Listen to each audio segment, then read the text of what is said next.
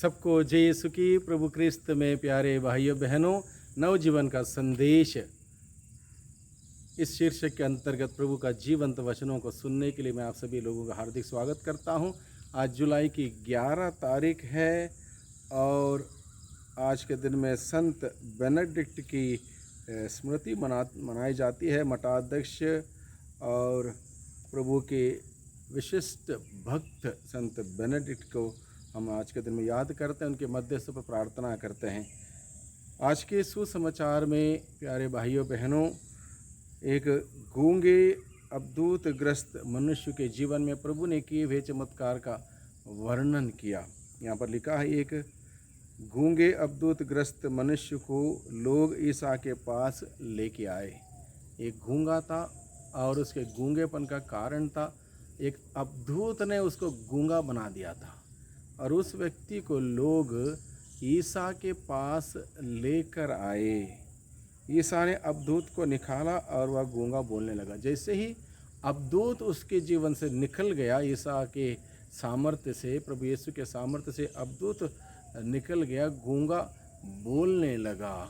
और ये चमत्कार के बारे में आज के दिन में प्रभु हमें बताते हैं और इस प्रसंग के माध्यम से प्रभु हम सबों को हमारे व्यक्तिगत जीवन में मनन चिंतन करने के लिए प्रभु हमें बुलावा देता है।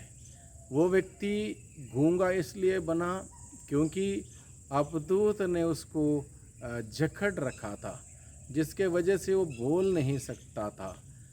हम सभी लोग इस वक्त बोल सकते हैं, लेकिन बहुत बार हो सकता है या कहीं बार हो सकता है जहां हमें बोलना चाहिए, जहां अन्याय हो रहा हो, जहां अलग अलग प्रकार के भेदभाव हो रहे हों और वहां पर हमें प्रभु के अनुयायी होने के नाते हमें बात करनी हो, अन्याय के लिए आवाज़ उठानी हो, न्याय के लिए आवाज़ उठानी हो, उस वक्त हम बोलते नहीं हैं, हम गूंगे बन जाते हैं। और हमारे नहीं बोलने के वजह से बहुत सारे नुकसान परिवार में हो सकता है, समाज में हो सकता है, देश में हो सकता है। कई बार हम लोग इस बात से भी डरते होंगे, मुझे क्या पड़ी है, मुझे बोलने की क्या ज़रूरत है, जब मेरे जीवन में जब आएगा तब देखा जाएगा, किसी के बारे में मुझे टेंशन करने की क्या ज़रूरत है। ऐसी मानसिकता भी या इस प्रकार का डर भी हमारे अंदर आ सकता है। लेकिन प्रभु हम सबों को क्या सिखाता है, जो सच्चाई पर है, सच्चाई बोलने में नहीं डरता है, यानी कि सच्चाई बोलने की, प्रकट करने की ज़रूरत है, आवश्यकता है। और जब लोगों ने इस उम्मीद के साथ अवधूत ग्रस्त को ईसा के पास लाया, ईसा ने उसके अवधूत को निकाला। जैसे ही अवधूत को निकाला, वह गूंगा बोलने लगा। प्रभु यीशु ने यह नहीं कहा कि मैं तुम्हें बोलने का वरदान देता हूँ या फिर मैं तुम्हारी बोलने की जो बंधन है, जीभ का बंधन खोलता हूँ। प्रभु ने ये नहीं कहा। प्रभु ने उसका बेसिक कारण, नहीं बोलने का बेसिक कारण अवधूत को ही निकाला, उससे अलग कर दिया। हो सकता है ऐसे बंधन हम सबों के अंदर भी हो सकते हैं। कई बार हम जानते नहीं, समझते नहीं, अलग अलग प्रकार के बंधन हमारे अंदर हो सकते हैं, जिसके वजह से हम लोग बोल नहीं पाते, हम लोग अच्छा कार्य करने में हिचकिचाते हैं, पीछे हटते हैं। इसलिए प्रभु हमें आज के सुसमाचार के द्वारा हम सबों को निमंत्रण देता, हम विचार करें, मनन चिंतन करें कि मैं कैसा व्यवहार करता हूँ। लोग अचंभे में पड़कर बोल उठे, इज़राइल में ऐसा चमत्कार कभी नहीं देखा गया। और लोगों ने प्रभु के कार्यों को देखकर आश्चर्य व्यक्त किया। लोग इस अद्भुत कार्य को देखकर प्रभु में विश्वास करने लगे, ईश्वर की तारीफ करने लगे। परंतु फरीसी कहते थे, लेकिन अब और एक समुदाय वहाँ पर है, फरीसी लोग क्या कहते थे, या नरक दूतों के नायक सहायता से अवधूतों को निकालता। यानी कि ये अच्छे काम खुद ही नहीं करते। प्रभु यीशु ने अच्छा काम किया, लेकिन ये अच्छा काम ये नहीं देख पाए। इसका गलत अर्थ निकालने के लिए, लोगों को गुमराह करने के लिए, लोगों के मन में गलत धारणा पैदा करने के लिए ये फरीसी क्या कहते हैं, ये नरक दूतों की सहायता से अवधूतों को निकाला है। नरक दूतों की सहायता से, यानी कि अवदूतों को निकालने के लिए अवदूतों का ही सहायता प्रभु ने ली। इस प्रकार के गलत धारणा ये फैलाते हैं फरीसी, और हमारे समाज में हम देखते हैं गलत धारणाएं, गलत बातें फैलाने वाले किसी के अच्छे कार्य को देखकर चिढ़ने से, अच्छे कार्य किसी के द्वारा किए हुए अच्छे कार्य को देखकर नफरत से या ईर्ष्या से लोग आज के दिन में क्या क्या कहानियाँ बनाते हैं, क्या क्या कहानियाँ फैलाते हैं। लेकिन जो असत्य है असत्य बनकर रहेगा, जो सही नहीं है, जो बुनियादी नहीं है, जो हकीकत में नहीं है, वो कभी सही सिद्ध नहीं हो सकता है। प्रभु ईसा सभागृह में शिक्षा देते, राज्य के सुसमाचार का प्रचार करते और हर तरह की बीमारी और दुर्बलता दूर करते हुए सब नगरों और गांवों में घूमते रहते थे।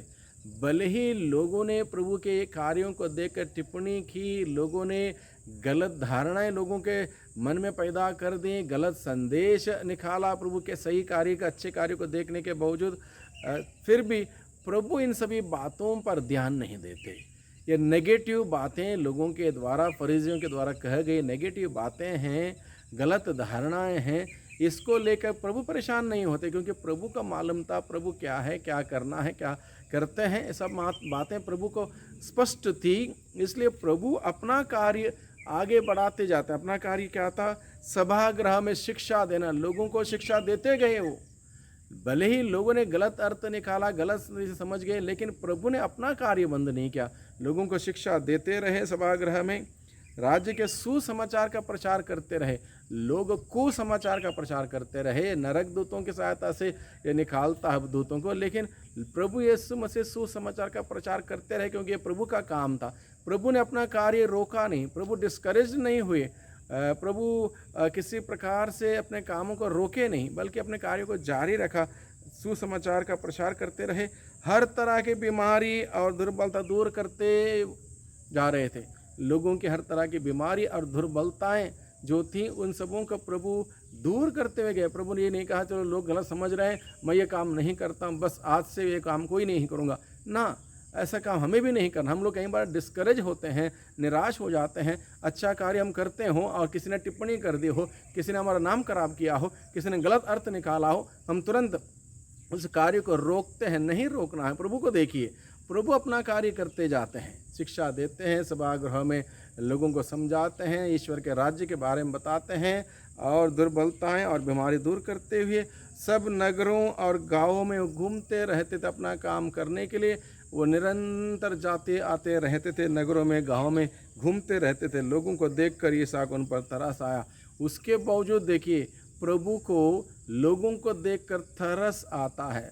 लोग भले ही प्रभु का कार्यों को लेकर टिप्पणी करते हैं, लेकिन प्रभु उस बात पर ध्यान नहीं देते, बल्कि प्रभु को लोगों को देखकर तरस आता है। विशिष्ट क्वालिटी है ईश्वर की, लोगों को देखकर तरस आना। तरस आना यानी कि कंपैशन दिखाना, तरस आना, कंपैशन दिखाना, गहरा प्रेम व्यक्त करना, तरस आना।